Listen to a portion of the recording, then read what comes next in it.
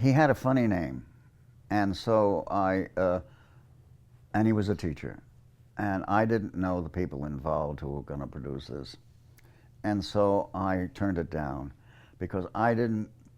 This guy with a funny name, I didn't want to make fun of teachers. I just didn't. They're too important and they're too underpaid and all of that. So I turned it down, and he called me in. Would you please come in and see me? So I came in and saw him, Michael Jacobs, and I said, he said, you turned it down. I said, I don't want to make fun of a teacher. And he said, well, let me tell you how I wrote this. I had a teacher in high school who was a mentor of mine, and I have a great deal of respect for him, and that's what this part is going to be. It's going to be handled with a great deal of respect. And I said, oh, well, okay.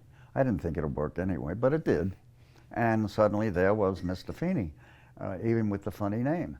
So it turned out that he did exactly that, and that part I have had so much mail about how important it was on their lives.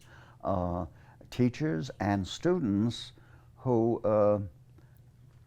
took it all in and followed a lot of the advice, and it was really gratifying to get that kind of mail, and I got a lot of it too.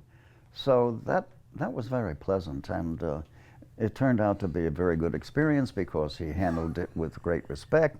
He didn't make fun of him or make a fool of him or anything like that. And it worked. Well, he was kind of an uptight guy, you know, and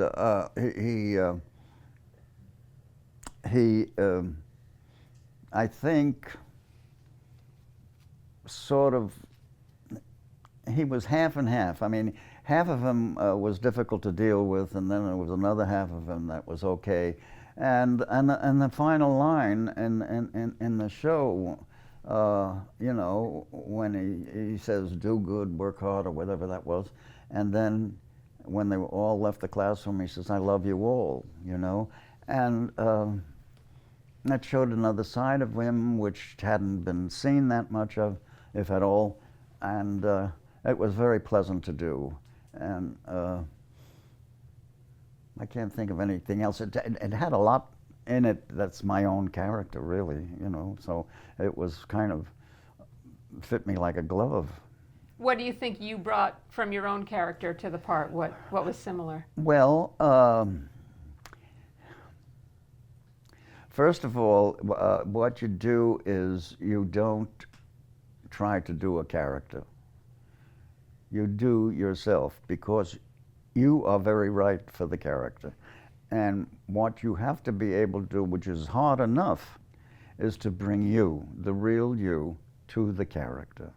And not do an accent or do theatrical conception or anything. Don't characterize or anything, just you. And that's hard enough to do. And so that's what I would usually concentrate on doing.